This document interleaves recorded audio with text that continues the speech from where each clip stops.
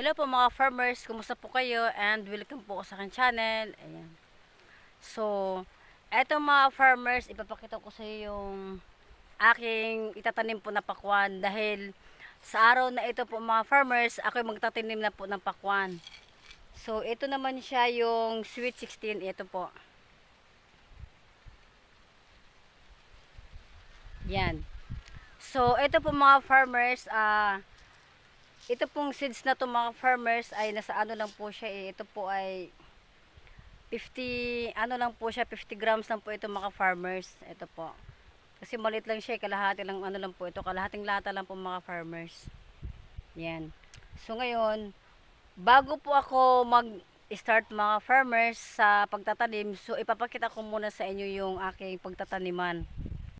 Mula po dun sa may, ano po mga farmers, sa may taas na yan, so kumpleto na po yung staking niya. So lahat na po yan, may ano na po siya.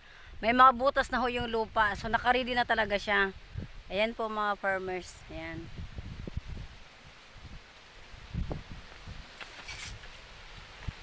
Ayan po.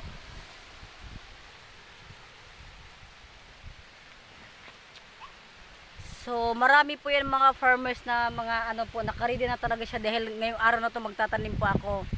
Yan po mula po dyan sa may tagilid na ano po na ano na lupa. Ayan, pag ganyan po diretso po dun mga ka-farmers. Ayan. So papunta po yan sa baba. Hanggang dun po sa may malapit sa aking ano po, yung may parang may sapa mga ka-farmers. So ito siya ay.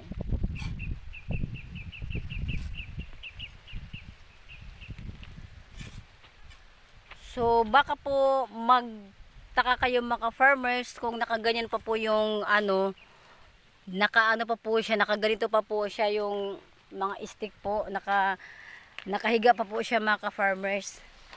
Dahil ang ibig sabihin po niyan, kunyari po yung ano pa siya, ganito pa po. Kasi ito yung mga pamamaraan mga farmers, ipapakita ko talaga sa inyo kung paano ako magtanim eh. So ito siya. Meron na pong butas, ayan. So dito ako magtatanim. Tapos itong ano niya mga farmers, itong stick po, kaya siya nasa labas pa po dahil ang ibig po sabihin niyan, hindi pa po siya nalalagyan ng seeds po. So ang ibig sabihin mga farmers, hindi ko pa po siya nalagyan ng tanim dito. Kasi pag meron na po siyang tanim, tatakpan ko na ho po ng ano ng lupa ito. Tapos saka ko po itatayo sa gilid. Yan po yung palatandaan po na meron na siyang nakatanim. Pag ito pong stick niya ay nakatayo na ho. Ito. Kasi po pag iano natin sila, dire-diretso natin nakatayo, kunyari may mga iba po na hindi pa nila alam. So talagang maano ka po, malilito ka po, mahirapan ka kung meron na ba nakalagay dito na seeds po or wala pa. Kaya po meron akong ano dito eh, meron akong palatandaan eh. Lahat ng staking ko po, nakalabas muna siya. Tapos pag meron na po, saka ko siya itatayo ng ganyan. Tas ito po ang ano mga farmers kagandahan ngayon dahil medyo tag-ulan na po dito sa Siargao. So ito yung mga ano natin hinahanap na mga lupa po mga farmers, yung medyo mabuhaghag po. Dahil yun ang ano eh, yun ang mga ano talaga, yun yung mga kailangan natin na magtanim, yung medyo mabuhaghag po yung lupa. Kagaya po nito. Ayan. Mabuhaghag na po siya. So ito po. Dito tayo magtatanim mga farmers sa ano na to, bandang paislanting po.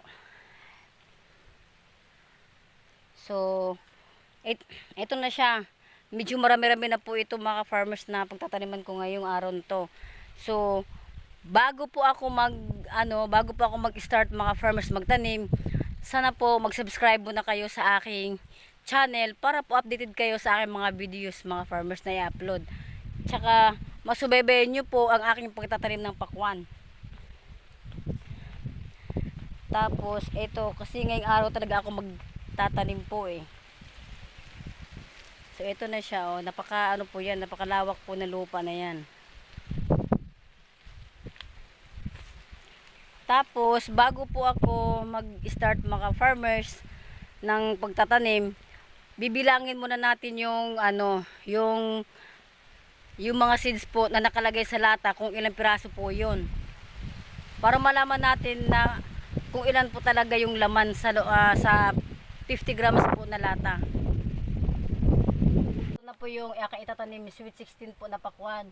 Ngayon, bubuksan na ho natin ito para malaman natin mga farmers kung ilan po ang laman nito. Otro ka. So, ito na yung mga farmers, yung sweet 16 po na pakwan na itatanim ko ngayong araw na ito. Ito po ay nasa 50 grams. Ngayon, bubuksan na po natin ito mga farmers para malaman natin kung ilan po talaga ang laman nito ng lata na to.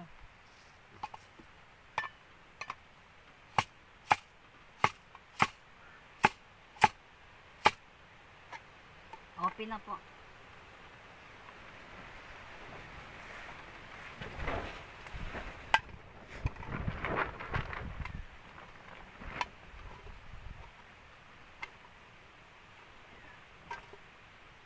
Parang ano. Yan.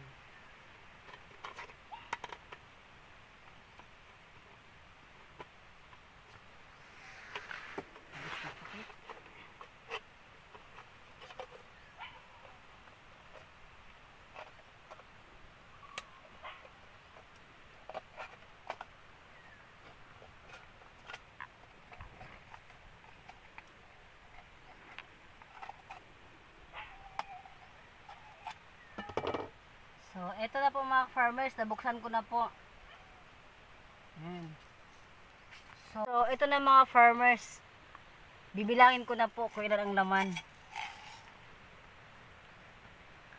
2, 4, 6, 8, 10, 12, 14, 16, 18, 20, 22, 24, 26, 28, 30, 32, 34, 36, 38, 40, 42, 44, 46, 48, 50, 52, 304, 306, 308, 310, 312, 314, 316, 318, 320, 322, 324, 326, 328,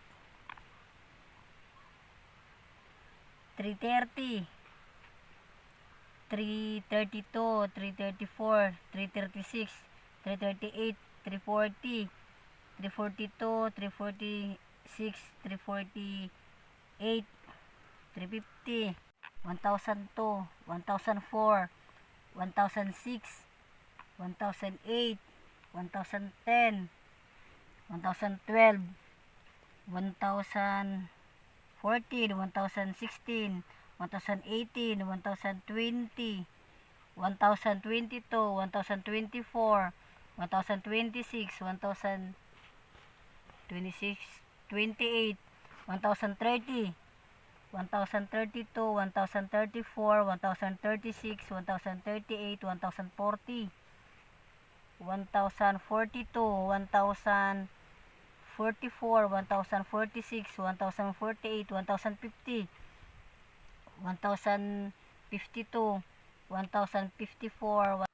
Mga ka-farmers, natapos ko na po sila bilangin lahat.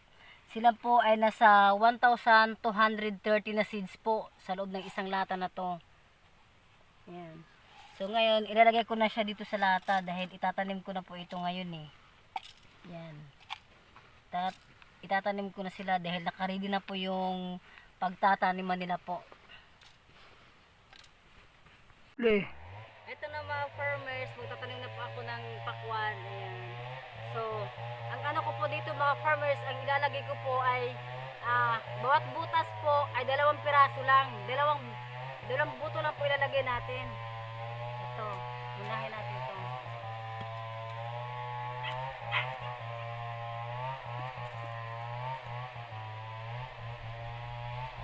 Tapos, tatakpan po natin ng lupa, syempre. Tatanim tayo eh. Ayan. So, wag lang masyado, wag lang masyado lubog po yung mga buto mga farmers. Tapos, nung pagka po, ilalagay natin yung stick. Dahil ito po yung palatandaan po na meron na nakatanim dito na buto.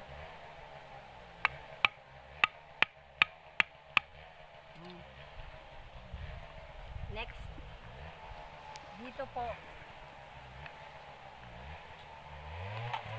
Dalawa din po.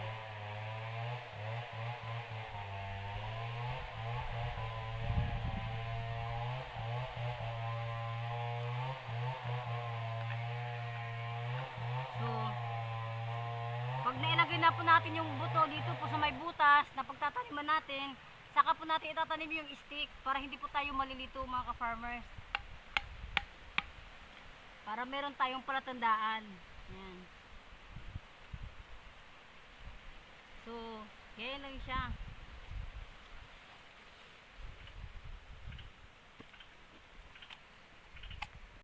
Mga ka-farmers, natapos ko na pong itanim yung aking pakwan po, yung 1,200 kasi at 1,230 seeds po mga ka-farmers. So, ito na siya po. Ayan, nakaano na siya, naka-sticking na po lahat. Ayan na po. Ito na siya, madami na. So, naano ko na po siya lahat, na ano ko na ho, naubos ko na ho yung isang isang lata ho na 50 grams mga ka-farmers. Kaya, sana naman po masubaybayan yung aking video mga ka-farmers tungkol po sa pagtatanim ng pakwan para po kahit pa paano meron naman kayong matututunan. Kasi po, ang mga ka-farmers, ang pakwan talaga ay pag po kayo, pag masipag po kayo ay talagang kikita ho kayo mga ka-farmers. Yan. So, mula po dun sa may taas na yan, yung sa may medyo medyo paestante yung mga ka-farmers, yan po yung mga ko tanim na pakwan. So, ngayon mga farmers, pupuntahan natin yung mga natanim ko po, yung mga naka-sticking na ng mga mga pakwan. Ayan. So, ito siya mga farmers. Diretso po tayo doon para makita po natin yung mga mga tanim po. Mga ka-farmers, sana po nagustuhan yung aking video na ito. Para po ito sa kagaya sa akin po na mga farmers na nagtatanim po ng pakwan. So sana po, huwag niyong kalimutan mag-subscribe, comment, like, and share po mga farmers para po updated kayo sa aking mga bagong videos. At i-hit na po ninyo yung notification bell para po updated kayo lagi sa aking mga bagong i-upload. Maraming salamat po mga farmers at bye-bye.